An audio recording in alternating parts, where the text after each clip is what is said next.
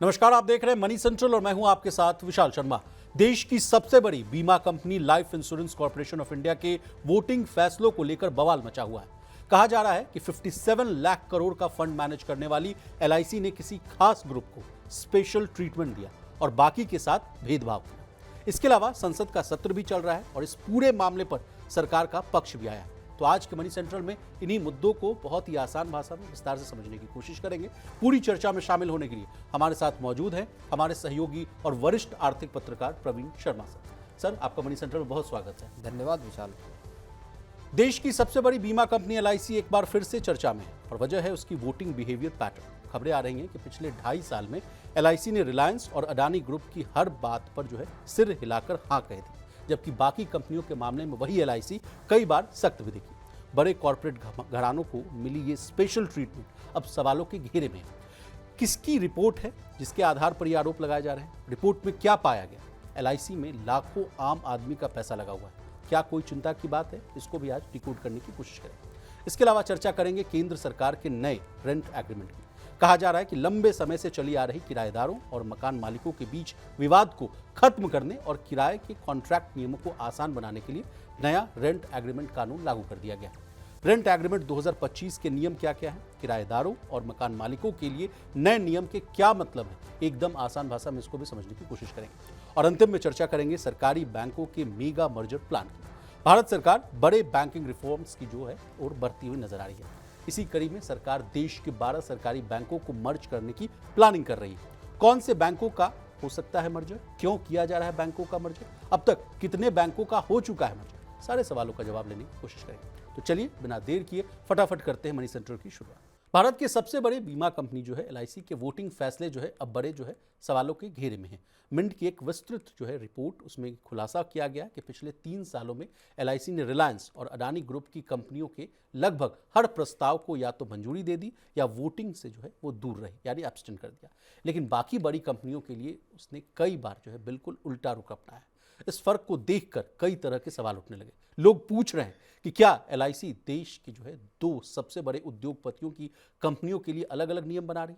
क्या है fear versus fact report, sir से डिकोड करने की कोशिश करेंगे। और सर, ताजा अपडेट तो ये है कि संसद का सत्र चल रहा है और कुछ ही मिनटों पहले इस पूरे मामले पर देश की वित्त मंत्री निर्मला सीतारमण मैडम, उनका बयान आया। क्या है ये पूरा मामला? पहले तो इनके बयान से कहानी की शुरुआत कीजिए, उसके बाद पूरा मामले को आसान भाषा में समझाइएगा।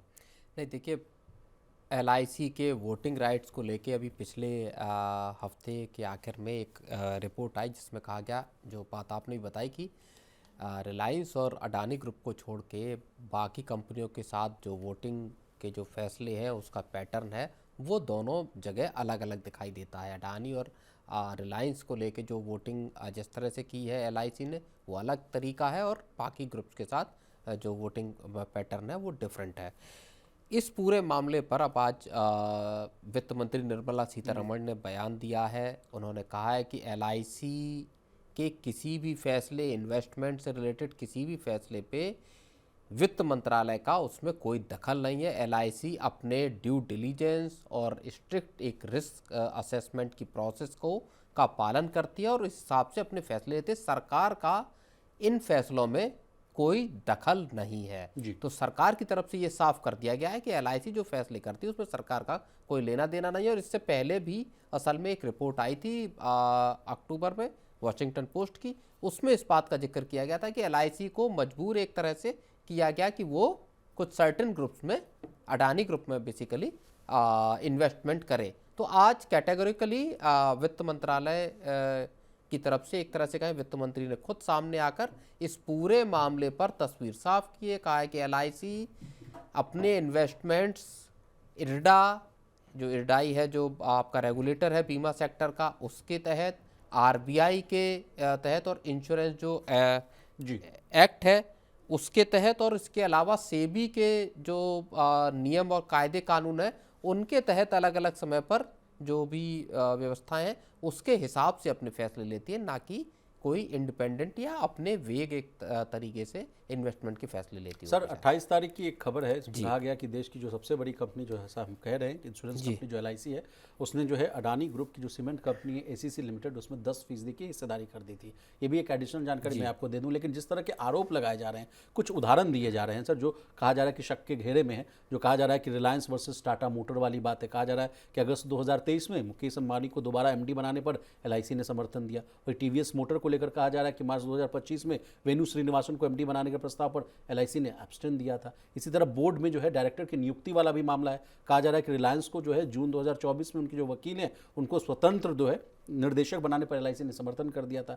वहीं इंडिया एनर्जी एक्सचेंज का उदाहरण दिया जा रहा है कि सिर्फ 2 महीने बाद LIC ने राजीव गुप्ता, जो उस समय 9 कंपनियों के डायरेक्टर हैं, उनको बोर्ड में लेने पर जो है एब्सटेन कर दिया था। अडानी ग्रुप के मामले की बात की जाए सर, तो कहा जा रहा है कि अडानी इंटरप्राइजेज में राजेश अडानी और प्रणव अडानी को डायरेक्टर और उनकी जो सैलरी तय करने पर LIC ने एब्सटेन किया, ये कहते हुए कि कानून के मुताबिक है, लेकिन वेरिएबल पे की कोई सीमा नहीं है। लेकिन वही कोरोमंडल इंटरनेशनल यानी जो मुरुगप्पा ग्रुप की जो कंपनी है, वैसा ही प्रस्ताव था, तो LIC ने दोनों रेजोल्यूशंस को कहा सीधे तौर पर जो है उसको खारिज करते हुए दिया। अब सर चूंकि ये लंबी लिस्ट है, तो LIC के जो वोटिंग पैटर्न का जो सार है, मैं आपको बता रहा हूँ, कुल 9000 रेगुलेशंस में सर 92% को मंजूर किया गया, 6 को एब्सटेंड किया गया, 2 को रिजेक्ट किया गया। अडानी कंपनियों के मामले में 351 को मंजूर किया गया, 17 पर एब्सटेंड, तो कुल मिलाकर जो है एक भी रिजेक्ट नहीं किया गया। तो ये पूरा मामला इसलिए जो है लाइमलाइट में आता हुआ दिख रहा है। नहीं देखिए, इसमें 2-4 बहुत आपने तमाम उदाहरणों का जिक्र किया, लेकिन 2-4 चीज़ें ऐसी हैं जो हमको समझनी होंगी। देखिए, पहली बात यह है, LIC भी एक फॉर प्रॉफिट ऑर्गेनाइजेशन है, यानी प्रॉफिट कमाने वाली संस्थान है। अभी के जो आंकड़े हैं, ये माना जाता है कि LIC का अडानी ग्रुप की ही अगर हम बात करें तो तकरीबन आधा दर्जन अडानी कंपनियों में LIC का इन्वेस्टमेंट है। बुक वैल्यू अगर इसकी देखें तो 38,658 करोड़ रुपए के आसपास है। डेट इंस्ट्रूमेंट्स में ही अडानी ग्रुप के लगभग 9,625 करोड़ रुपए का इन्वेस्टमेंट है LIC का। LIC जब इन्वेस्टमेंट करती है तो वो ठीक किसी दूसरे इंस्टीट्यूशनल इन्वेस्टर की तरह से पैसा लगाती है, जहाँ पे कि उसको उस इन्वेस्टमेंट से प्रॉफिट की उम्मीद हो। कोई धर्मार्थ संस्था तो LIC है नहीं। इसी प्रॉफिट को LIC बोनस के तौर पे, या जो क्लेम आते हैं, जो आपके LIC की जिन लोगों ने पॉलिसी खरीदी उनके पॉलिसी के पेमेंट है या मनी बैक पॉलिसीज हैं, वहाँ बोनस और आपका जो क्लेम सेटलमेंट है उसका पैसा कोई भी इंश्योरेंस कंपनी इसी तरह से पे करती है। इंश्योरेंस कंपनियों का कोई अपना धंधा तो होता नहीं जहाँ से कि रिटर्न जनरेट हो, तो रिटर्न बेसिकली कहाँ से जनरेट होगा, वो जहाँ आपका इन्वेस्टमेंट होगा। LIC एक बड़ा इंस्टीट्यूशन है जो कि शेयर बाजार की कंपनियों में लगाता है। आज वित्त मंत्री ने बोला कि टॉप 500 जो NSE और BSE कंपनियां हैं वहाँ LIC का इन्वेस्टमेंट है। एक बात। दूसरी बात, जो मैंने पहले बताया, जो वित्त मंत्री ने खुद कहा कि इंश्योरेंस एक्ट, IRDAI के एक्ट, RBI और सेबी के अलग अलग वक्त पे जो भी उनके नियम कायदे कानून आते हैं उनके मुताबिक LIC को अपना इन्वेस्टमेंट करना होता है। ये कोई ऐसा इन्वेस्टमेंट का तरीका नहीं कि जहां मर्जी हुआ वहां पैसा लगा दिया। तीसरी बात, 2 अलग अलग कंपनियों के 2 अलग अलग रेजोल्यूशन में आप उनको एप्पल और ऑरेंज के तौर पर आपको उनको देखना पड़ेगा। 2 अलग अलग कंपनियों के किन्हीं भी 2 अलग अलग रेजोल्यूशंस को आप ये नहीं मान सकते कि अगर एक में हाँ बोला है तो दूसरे में भी कोई हाँ बोलेगा। तो आप कहना चाह रहे हैं कि अगर एप्पल का कंपैरिजन किया जाए तो एप्पल के साथ ही किया जाए, ना कि एप्पल वर्सेस ऑरेंज। बिल्कुल, ये 2 अलग अलग, हर कंपनी का एक ही सेक्टर में मौजूद 2 कंपनियों के फैसले बिल्कुल अलग अलग हो सकते हैं। विशाल जी, आप और हम भी अगर किसी शेयर में पैसा लगाते हैं, मान लीजिए 2 या 4 कंपनियों में पैसा लगाते हैं, तो उन दोनों चारों कंपनियों के कामकाज, ऑपरेशंस के तरीके, प्रॉफिटेबिलिटी, प्रॉफिट मार्जिन, ये सारे अलग अलग हो सकते हैं। उनके अगर वोटिंग के अगर कुछ फैसले आते हैं तो उसमें किसी एक कंपनी में मेरा फैसला अलग हो सकता है और दूसरी कंपनी जो जिसमें मेरा पैसा लगा उसको लेके मेरा फैसला अलग हो सकता है। तो ये कहना कि LIC साहब किसी एक ग्रुप को या एक कॉरपोरेट हाउस के लिए उनके पसंदीदा, इसलिए भी सवाल उठ रहे हैं सर कि चूंकि सरकार की जो LIC में 96.5% की हिस्सेदारी है, टोटल AUM की मैं बात करूं तो 57 लाख करोड़ का जो एसेट ये मैनेज करते हुए दिख रहे हैं। और ऐसा ही कुछ आरोप उस समय भी लगा था जब अडानी हिंडनबर्ग वाला जो मामला आया था, उस समय कहा गया कि 66,000 करोड़ जो है भारतीयों का पैसा जो है लगा हुआ है एलआईसी में, एलआईसी के पास है। एलआईसी ने उस पैसे को अडानी ग्रुप के शेयरों में लगा दिया था। हिंडनबर्ग की रिपोर्ट आई थी, 50% का डेंट पड़ा था। वो 66,000 करोड़ का जो एसेट है वो 33,000 30,000 करोड़ के आसपास हो गया था। लेकिन जब स्पाइक आए, जब रिबाउंड आया, तो वही 66,000 करोड़ जो है, जो 33,000 करोड़ के आसपास था, वो 1 लाख करोड़ के पार भी जाता हुआ दिखाता सर। तो इसलिए भी जो शंका थी वो नहीं, तो अब आपने जो अपना सवाल किया उसका जवाब आपने अपने खुद ही दिया। हिंडनबर्ग के ही केस को आप उदाहरण मानकर चल लीजिए। उस केस में का नतीजा क्या हुआ, उस केस की आप पूरी पड़ताल हुई, सुप्रीम कोर्ट तक मामले गए, कई तरीके की याचिकाएं आई, अलग अलग लोगों के द्वारा दी गई, लंबी चौड़ी बहस हुई, दुनिया भर की रिपोर्ट्स आई। हाँ, ये बात अलग है कि उस पीरियड में 6-7-8 महीने एक लगातार गिरावट अडानी ग्रुप के शेयरों में दिखाई दी जी। और तब रिपीटेडली इस बात के सवाल उठे कि एलआईसी ने आखिर अडानी ग्रुप की कंपनियों में पैसा क्यों लगाया। जाहिर तौर पर मार्केट वैल्यू डाउन हुई, मार्केट कैप डाउन हुआ। अडानी, खुद गौतम अडानी की जो दुनिया भर के सबसे टॉप सबसे रईस लोगों की लिस्ट में बनने जा रहे थे, वहाँ से उनका पोजीशन खिसकती हुई आई, नेटवर्थ कम हुई उनकी। लेकिन बाद में जब चीज़ें धीरे धीरे साफ होना शुरू हुई, जब धीरे धीरे धुंध छटी, विदेशी कंपनियों, हिंडनबर्ग के आरोप क्या वाकई सही थे, क्या वो सही साबित हुए, सुप्रीम कोर्ट तक स्क्रूटनी गई, सेबी ने स्क्रूटनी की, लेकिन क्या आरोप सही साबित हुए? अल्टीमेटली पूरा का पूरा एक तरह से मैं कहूँगा क्लीन चिट देना पड़ा। उस दौर में आपको याद होगा 20,000 करोड़ का एक एफपीओ को वापस लेना पड़ा था अडानी ग्रुप को। तो वो एक क्राइसिस का वो था, लेकिन ऐसे जिसको अडानी ग्रुप ने का एक तरह से हिट जॉब था, जहाँ पे की कोशिश की गई कि एक देश के एक बड़े ग्रुप को जो इंफ्रास्ट्रक्चर जैसे क्रिटिकल सेक्टर में लगा है, वहाँ पे उसको ड्रैग किया जाए, नीचे गिराया जाए। लेकिन अल्टीमेटली नतीजा ये हुआ कि वहाँ सारी चीज़ें साफ होती चली गई, तमाम तरह की सुनवाई हुई, सुप्रीम कोर्ट ने भी एक तरह से क्लीन चिट दी। तो इन पर कितना भरोसा किया जा सकता है, ये बात तब भी बार बार उठी थी और आज फिर भी सुप्रीम कोर्ट ने भी कहा कि चाहे एफटी हो या ऐसे कोई भी जो ऑर्गेनाइजेशन जो रिपोर्ट छापते हैं, उन पर क्या हम आंख बंद करके भरोसा कर सकते हैं। तो ये बात आती है, आप सवाल कभी भी उठा सकते हो कि सब आपने पहले इन्वेस्टमेंट क्यों किया, फिर इन्वेस्टमेंट किया, चलो ठीक है, वहाँ तक बात ठीक थी। अब आपने इन्वेस्टमेंट किया, वोटिंग में आपने ये पैटर्न क्यों दिखाया, आप इनके साथ अलग तरीके का व्यवहार करते हैं, इनके साथ अलग।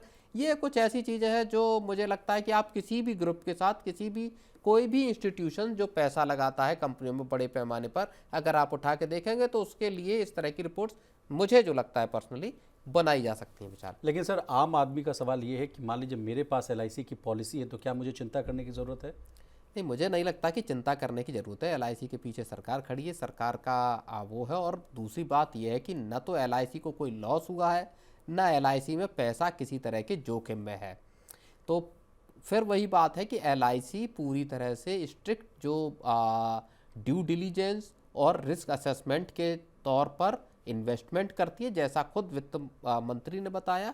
और आरबीआई से लेकर इरडाई के कानून और इंश्योरेंस एक्ट और सेबी के कानूनों के तहत सारे फैसले लिए जाते हैं। तो ज़्यादा मोटे तौर पे निराधार सी ही चीज़ें नज़र आती हैं विशाल। चलिए सर, आगे बढ़ते हैं। देश में किराए पर रहने वालों और अपनी प्रॉपर्टी किराए पर देने वालों दोनों की संख्या जो है लगातार बढ़ रही है।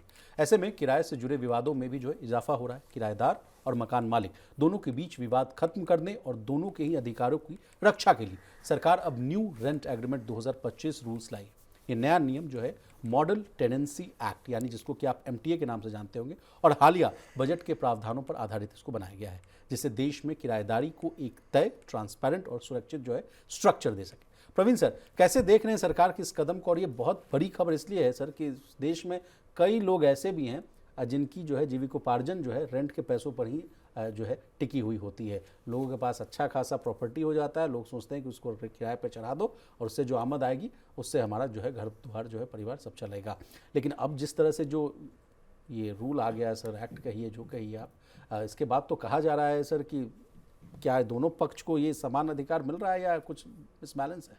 नहीं, देखिए, पहली बात ये समझिए कि सरकार का मोटो क्या है। इस एक्ट के जरिए जो रेंट एग्रीमेंट जो एक्ट 2025 आया है, लागू किया गया है, उसका पहला मकसद इस पूरे जो देश में जो रियल्टी सेक्टर में जो एक किराएदार और मकान मालिक वाली व्यवस्था है, जो लाखों करोड़ का बिजनेस होगा एक्चुअल में, उसको रेगुलेट करना है, उसको ट्रांसपेरेंट बनाना है, उसको सिंपल बनाना है।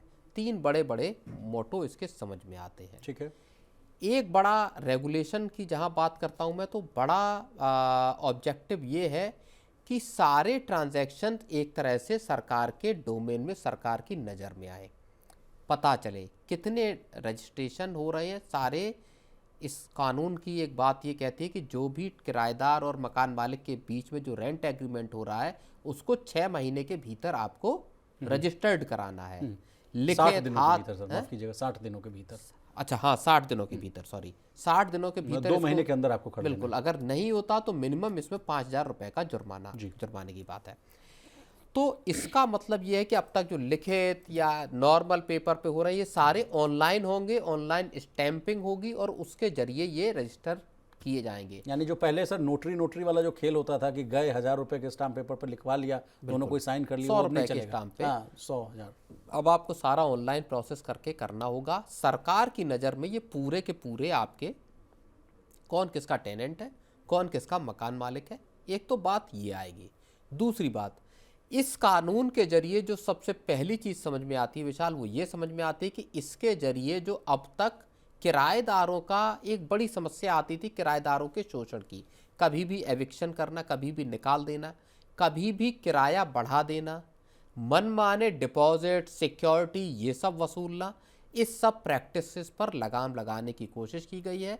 एक तरह से ये कानून किराएदारों को उनका ड्यू जो था या उनको ज़्यादा राइट्स देता है बिस आपके मकान मालिक जी। विचार। इसके अलावा सर एक टीडीएस का भी नियम ऐड किया गया है। कहा गया है कि 5,000 से अधिक के अगर जो मंथली किराए के लिए जो है डिजिटल पेमेंट किया जाना चाहिए, ये कहा जा रहा है, ताकि ये वेरीफाई किया जा सके, जानकारी रहे कि कैश संबंधी जितने भी जो विवाद हैं उनको भी कम किया जाए। तो एक तरह से ये भी है कि तमाम जो किराएदार से जो वसूला गया पैसा है वो टैक्स के नेट में भी आए, बैंकिंग चैनल्स में आए। तो वही सरकार इसको दरअसल रेगुलेटेड बनाना चाहती। सरकार चाहती पूरा का पूरा जो किराएदार मकान मालिक वाला सिस्टम है वो सरकार की आंखों के सामने से होकर निकले जी। जो ट्रांजैक्शन है वो पूरे के पूरे फॉर्मल सिस्टम के होकर जाए, अकाउंटेड रहे, अनअकाउंटेड ट्रांजैक्शन ना हो जी। कैश लेन देन कर लेना, कैश में किराया ले लेना, 20,000 का किराया दिखा रहे हैं 5,000 रुपये।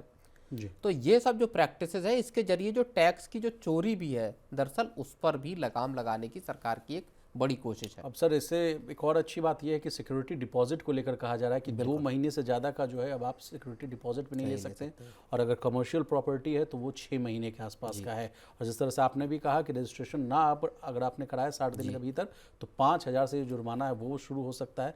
और किराया जो है सिर्फ कहा जा रहा है कि 12 महीने पूरे होने के बाद ही मकान मालिक द्वारा 90 दिनों का लिखित नोटिस दिए जाने के बाद ही वो बदला जा सकता है।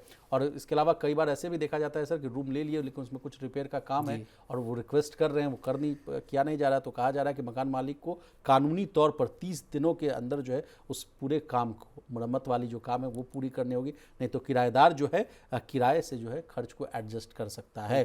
इसके अलावा सर किराए के घर, ये कुछ स्वीपिंग राइट्स हैं जो किराएदारों के हक में आए हैं जी कि अगर मकान में कुछ बिल्कुल तत्कालिक रिक्वायरमेंट है, कुछ वियर एंड टियर को मतलब मरम्मत कराने की, और अगर मकान मालिक मना कर दे कि मैं नहीं करा रहा अभी, तो किराएदार अपने पैसे से उसको ठीक करा ले और जो किराया निकले उसमें से उसको एडजस्ट कर ले जी।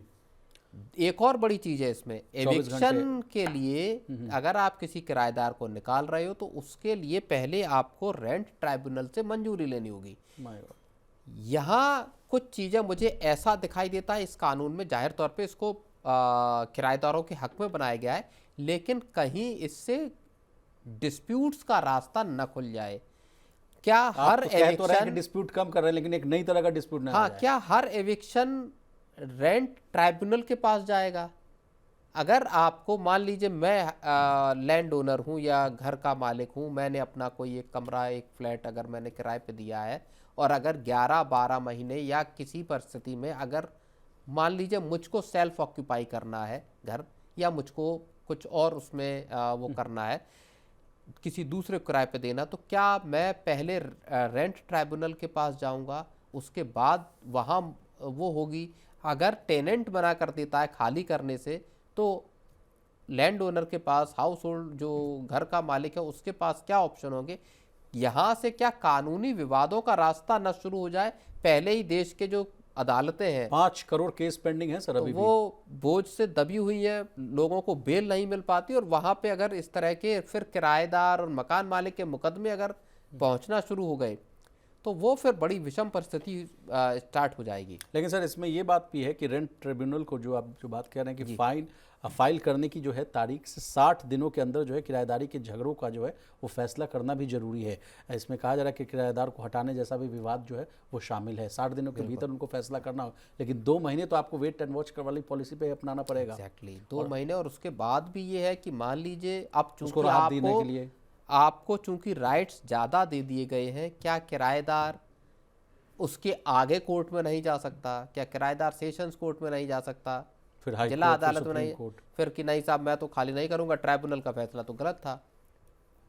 तो ये कहीं लिटिगेशन का रास्ता ना खोलते, क्योंकि सरकार ने पिछले कुछ वर्षों में क्या किया है कि लैंड रिलेटेड रिकॉर्ड्स को डिजिटाइज किया है, घरों के ज़मीनों के आधार नंबर दिए हैं, पूरा जीपीएस के जरिए मैपिंग हुई है ज़मीनों की, ताकि जो गांव देहात में और बाकी के इलाकों में जो सबसे ज़्यादा मुकदमे होते हैं वो ज़मीनों के मुकदमे होते हैं। अदालतें अटी पड़ी हैं किसी की मेड़ के, किसी के नाली के मुकदमे को लेके। जी, वहाँ से इस पूरे लिटिगेशन को सरकार ने धीरे धीरे खत्म करने की, जहाँ भू स्वामित्व अधिकार दिए हैं लोगों को, उसको खत्म करने की कोशिश की, ताकि अदालतों से बर्डन कम हो, लोगों के बीच में जो जमीन के मुकदमे वो फौजदारी के मुकदमे में बदल जाते हैं, जी, तो वो सब खत्म हो। यहाँ पता चला कि क्या हो रहा है कि साहब किराएदारी के मुकदमे नए ऐड होना शुरू हो गए। इन चीज़ों को और इसके फाइन प्रिंट्स अगर देखे जाए तो हो सकता है उसमें कुछ इनकी रेमेडी भी हो। लेकिन सर एक लास्ट पॉइंट है कि किराए के कमरे या घर में जांच के लिए आने से पहले जो है मकान मालिक को कम से कम 24 घंटे पहले जो है लिखित में नोटिस देना होगा, तभी आप जाकर आप अपना जो संपत्ति वो जाकर देख पाएंगे। तो ये भी एक तरह का जो है वाद विवाद वाला ही एक पॉइंट है। इस पर भी कई लोग राजी नहीं होंगे। भाई लिखित में नोटिस, लिखित क्या व्हाट्सएप पे, क्या फिर कागजी रूप से देना होगा? कैसा लिखित भाई? नहीं, इसका फिर परिणाम ये भी हो सकता है कि लोग अपने घरों को किराए पे देने से बचेंगे। ये भी अगर आपके बहुत स्ट्रिक्ट नियम कायदे होंगे किराएदारों के पक्ष में इस कानून के जरिए, तो ये फिर मकान मालिकों को ऐसा ना हो कि साहब लोग घर को किराए पे देने से ही बचने लगे, सिर्फ लोग मुकदमे कौन लड़ेगा। एग्जैक्टली फिर सर लोग क्या करेंगे ना सर, एप्रिसिएशन के लिए प्रॉपर्टीज कर देंगे, बिल्कुल ताला लॉक एंड की लगा के रखेंगे, उसके बाद नहीं चाहिए मुझे। हालांकि पुलिस वेरिफिकेशन की बात भी इसमें की गई है कि कोई भी टेनेंट आपका किराएदार को किराए की प्रॉपर्टी पर रहने से पहले पुलिस वेरिफिकेशन भी जो है वो भी कराना होगा। लेकिन सर जब विवाद करना हो ना तो आप समझ सकते हैं कई तरह के पॉइंट्स, जैसा आपने भी कहा कि ट्रिब्यूनल के फैसले को हम नहीं मानेंगे, फिर हम सेशन कोर्ट जाएंगे, हाई कोर्ट जाएंगे, सुप्रीम कोर्ट जाएंगे। 10,000, 20,000, 50,000 के रेंट के लिए आदमी पता चला वकील को ही देते रहे पैसा, तो लंबी लड़ाई हो जाएगी सर। चलिए आगे बढ़ते हैं सर। देश के सरकारी बैंकों को मजबूत करने और दुनिया के टॉप 100 सबसे पावरफुल बैंकों में शुमार करने के लिए सरकार एक बड़े रिफॉर्म्स की जो है तैयारी कर रही है। रिफॉर्म एक बड़े मर्जर के तौर पर देखा जा रहा है। मनी कंट्रोल की रिपोर्ट के अनुसार सरकार देश के 12 सरकारी बैंकों को मर्ज करने की प्लानिंग कर रही है, जिनसे 4 बड़े जो बैंकों को जो है तैयार किया जाए। इसका मतलब है आसान भाषा में कहें तो औसतन जो है 3 बैंकों को मर्ज कर एक बड़ा बैंक खड़ा कर दिया जाएगा। प्रवीण सर, इसके पहले जो है नीति आयोग की भी एक रिपोर्ट थी, उसमें भी हम लोगों ने सुझाव दिया था कि सरकार जो है सेंट्रल बैंक ऑफ इंडिया और इंडियन ओवरसीज़ बैंक जैसे जो है छोटे बैंकों को प्राइवेटाइज करे या रीस्ट्रक्चर करे। मतलब सर सरकार की बात जो है देश के थिंक टैंक को भी मानना पड़ रहा है या उनकी बातों को हम लोग मानकर चल रहे हैं? क्या बात हो रही है सर? नहीं, सरकार इस कवायद में पहले से है कि किसी तरह देश में जो बड़े पैमाने पे जो सरकारी बैंक मौजूद हैं उनका कंसोलिडेशन किया जाए, उनको मर्जर किया जाए, दूसरे रास्तों से उनको बैंकों की, सरकारी बैंकों की तादाद कम की जाए, जिससे एफिशिएंसी बढ़े। बड़े बैंक होंगे तो वो ज़्यादा बेहतर तरीके से कामकाज कर पाएँ जी। और इसी प्रक्रिया में जो 2018-19 के आसपास 27 सरकारी बैंक थे उनकी तादाद घटा के अब 12 पे लाई गई है। अब 12 से अब 12 से इसको और घटा के सरकार 4 के लेवल पर लाना चाहती। 4 बड़े बैंक जिसमें तमाम सरकारी बैंकों के मर्जर अलग अलग बैंकों में कर दिए जाएंगे। SBI, PNB, bank of Baroda और कैनरा यूनियन बैंक जैसे 4 बड़े बैंक बनाने की एक तरह से इंडियन बैंक और यूको बैंक को भी चर्चा कहा जा रहा है कि मिलाकर एक कुछ बड़ा बैंक बनाया जाए। बिल्कुल। इसमें सीबीआई, आईओबी, बीओआई और बीओएम, बैंक ऑफ महाराष्ट्र, इनको एसबीआई में मर्ज करने की बात कही जा रही है। जी। कुल मिला के सरकार का इरादा देश में सरकारी सेक्टर के 4 बड़े बैंक ऐसे तैयार करने का है जो ग्लोबल लेवल पर भी ऑपरेट कर पाने में सफल हो, जिनके पास पूंजी की कमी ना हो, लिक्विडिटी की कमी ना हो। सरकार के लिए एक बड़ी आसानी ये होगी, या रेगुलेटर आरबीआई के लिए, कि इन 4 बड़े बैंकों की मॉनिटरिंग करना आसान होगा। जो रूल्स, जो कायदे कानून बनाए जा रहे हैं वो आसानी से दिए जा सकेंगे। असेट क्वालिटी को मैनेज करने में भी मदद मिलेगी। आप कैसे लोन दे रहे हैं, आपकी लोन देने की प्रक्रिया क्या है, उसमें असेट क्वालिटी को किस तरह से देखा जा सकता है, इन तमाम बिंदुओं को, छोटे बैंक हैं मॉनिटरिंग नहीं हो पाती, बड़े बैंक रहेंगे मॉनिटरिंग आसान होगी विचार। सर आईओबी जैसे Indian overseas bank, central bank of India, bank of Maharashtra, कहा जा रहा है कि इन सबको मिलाकर जो है एसबीआई, पीएनबी या बैंक ऑफ बड़ौदा में जो है जोड़कर देखा जा सकता है। हालांकि सर ये अंतिम फैसला नहीं है, एक प्रारंभिक जो है योजना है। इसके बाद जो है, इससे पहले जो है वित्त मंत्रालय जो है पूरा मसौदा तैयार करेगा, फिर finance ministry, cabinet secretariat, PMO से भी जो है कई तरह का जो लेवल से जाएंगे, तब वहाँ से जो है नहीं, लेकिन इस पूरे काम को FY27 यानी 2026-27 तक करने की, यानी अगले फिस्कल में ही इस प्रक्रिया को कर लेने की बात है जी। तो ये एक बड़ा कदम है जो देश के जो बैंकिंग सेक्टर है उसमें एक बड़ा जो बदलाव ला सकता है। इसके साथ ही जो सरकार की एक और प्लानिंग चल रही है और उसको इससे सपोर्ट मिलेगा, दोनों सिनर्जी वाली चीज़ें हैं कि सरकार जो सरकारी बैंक हैं इनमें जो एफडीआई की लिमिट है उसको भी अभी 20% से बढ़ा के 49% करना चाहती है जी। अब 4 बड़े बैंक होंगे तो वहां पे इन्वेस्टर्स के लिए विदेशी पूंजी की जो एफडीआई की कैपिंग है सरकार को उसको भी बढ़ाने में यहाँ पे आसानी हो सकती है। विशाल, अब सर एक आम आदमी का सवाल, आम आदमी पर इसका क्या असर पड़ेगा सर, ये भी हम आपसे समझना चाहेंगे। क्या असर, जिनका लोन चल रहा हो या जिनके पास आईएफएससी कोड है, अगर मान लीजिए बैंक मर्ज हो जाती हैं तो तमाम तरीके की जो कुछ दिक्कतें भी आ सकती हैं। इसके अलावा सर एक और मेरा प्रश्न है कि पिछले कई सालों से मैंने देखा है सर कि जो बैंक से रिलेटेड जितने भी लोग हैं, कर्मचारी वर्ग हैं, उन्होंने भी जो है धरना प्रदर्शन करना स्टार्ट कर दिया था। उस समय भी कह रहे थे कि आप तमाम बैंकों को जो आप मर्ज कर रहे हैं उससे हमारी रोजी रोटी पर आफत आ जाती है और तमाम तरह के उनके भी मुद्दे आ जाते हैं सामने। तो इन सभी मुद्दे की आने की भी संभावना है? नहीं, कुछ ग्लिचेस तो आ सकती हैं, जैसे आप आईएफएससी की बता रहे हैं। सीमलेस मर्जर करने की कोशिश तो जाहिर तौर पर की जाएगी, लेकिन इसके बावजूद बहुत सारे मसले हो जाते हैं। अलग अलग ब्रांचेस हैं, हर बैंक की ब्रांचेस देश भर में फैली हुई हैं, उनको मर्ज करके एक एंटिटी में लेकर आना, उनके आपके चाहे आईएफएससी कोड हो या चेक बुक हो या पूरा के पूरे अकाउंट नंबर हो, उनको एक सिस्टम में लेकर आना आसान काम नहीं है। करोड़ों बैंक खाते हैं एक एक बैंक के पास जी। उन सबको मिलाकर एक बैंक में लाना, इसी तरह 2-3 दूसरे बैंकों को जब दूसरे बैंक में मिलाया जाएगा तो वहाँ चीज़ों को सेटल करना, जाहिर तौर पे इसमें ग्लिचेस आ सकती हैं, लेकिन ओवर द पीरियड इन सबको आयरन आउट कर लिया जाता है। इसके अलावा आप आंदोलन, हाँ देखिए, जहाँ तक मुझे लगता है ले ऑफ तो सरकार ने अब तक जितने भी बैंकों के मर्जर हुए या बाकी चीज़ें हुई वहाँ हुए नहीं। तो बैंकिंग सेक्टर में कर्मचारियों की तादाद क्या इन मर्जर के बाद घटाई जाएगी या लोगों को निकाला जाएगा, इसकी संभावना या इसकी आशंका विशाल बहुत कम है। लेकिन सर एक अच्छी बात यह है कि लोन प्रोसेसिंग जो है उसमें कहा जा रहा है कि अच्छी खासी तेजी देखने को मिल सकती है। ये वाला मामला क्या है समझा दीजिए। बिल्कुल, क्या बड़ा का पूरा जब सेंट्रलाइज सिस्टम हो जाएगा, वही मैं कह रहा था कि एसेट क्वालिटी भी सुधर सकती है और लोन प्रोसेस को चूंकि एक बेहतर प्रक्रिया आपकी हो जाएगी। छोटे बैंक हैं, उनकी कागजी कार्रवाई ज़्यादा होती है, उनकी प्रोसेसिंग की बहुत सारी चीज़ें अलग अलग होती हैं, कॉम्प्लेक्सिटीज़ होती हैं। जब एक बड़ा बैंक बन जाएगा, मान लीजिए एसबीआई के लेवल का, तो वहाँ ये सब प्रोसेस करना आसान हो सकता है, लोगों को ज़्यादा बेहतर डिजिटल एक्सपीरियंस भी मिल सकता है। अभी बहुत सारे जो सरकारी बैंक हैं उनके जो डिजिटल ऐप्स हैं या उनके जो डिजिटल कामकाज की वो हैं वो उतने अच्छे हैं नहीं, उतने यूजर फ्रेंडली भी नहीं, प्राइवेट बैंकों के मुकाबले कमतर ठहरते हैं। जी।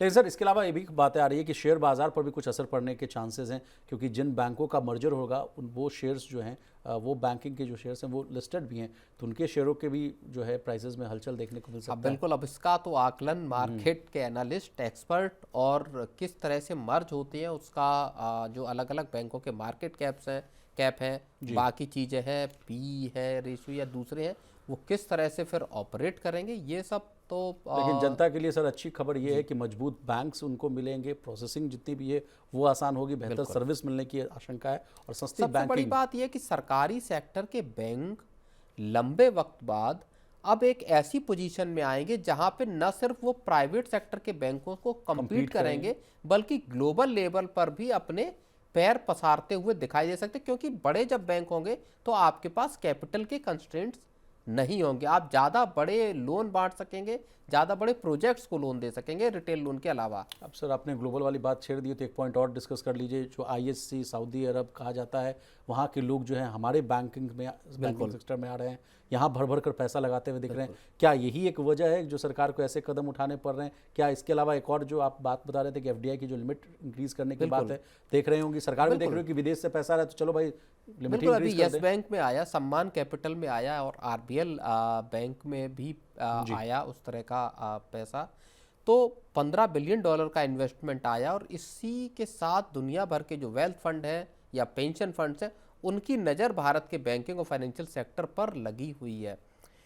तो सरकार भी इस मौके का फ़ायदा उठाना चाहती है कि किसी तरह से लंबे वक्त की एफडीआई हमारे बैंकिंग सेक्टर में, फाइनेंशियल सेक्टर में यहाँ पर आए। तो जाहिर तौर पे इसके लिए सरकार इन जो एफडीआई कैप है बैंकिंग सेक्टर में उसको उदार बना सकती है। लेकिन सर एक लास्ट सवाल, व्हाई नॉट कोऑपरेटिव बैंक्स, जिनको लेकर जो इतनी रार देखने को मिलती है, लंबी लंबी कतारें लगने लग जाती हैं, लोगों को अपना पैसा निकालने के लिए ही जो है मतलब बहुत परेशानी होनी पड़ती है और तमाम तरह की ऐसी जो खबरें आती हैं सर लूट खसोट वाली, तो वहाँ भी तो रेगुलेट करने की जरूरत है। वहाँ क्यों नहीं ऐसा स्टेप लिया जा रहा है कि कोऑपरेटिव बैंक्स को रेगुलेट आरबीआई के जरिए और होते सर हैं, कोई लेकिन एक हाँ, भी खबर ना है। बिल्कुल, लेकिन मॉनिटरिंग उतनी सख्त नहीं स्ट्रांग नहीं है, वहाँ काम करने की डेफिनेटली ज़रूरत है। और हमने पिछले साल दिसंबर के अराउंड ही इस चीज़ को देखा था जब new India cooperative bank Maharashtra में जहाँ पे कि आरबीआई को बोर्ड को अपने कंट्रोल में लेना पड़ा था, बड़ी परेशानी हुई लोगों को। तो जाहिर तौर पे कभी कभी बीच में मामले आ जाते हैं, लेकिन हाँ कोऑपरेटिव बैंक्स पे थोड़ा सा कंट्रोल करने की या थोड़ी सी मॉनिटरिंग बढ़ाने की जरूरत जरूर है विशाल। चलिए प्रवीण सर, आपका बहुत शुक्रिया, आपने कीमती समय निकाला, तमाम विषय को बहुत ही आसान भाषा में विस्तार से समझाने की कोशिश की। तो आज के मनी सेंट्रल में बस इतना ही। इसी तरह देश, दुनिया और बिजनेस जगत से जुड़ी तमाम ताज़ा तरीन खबरों के लिए बने रहिए हमारे साथ और देखते रहिए मनी 9।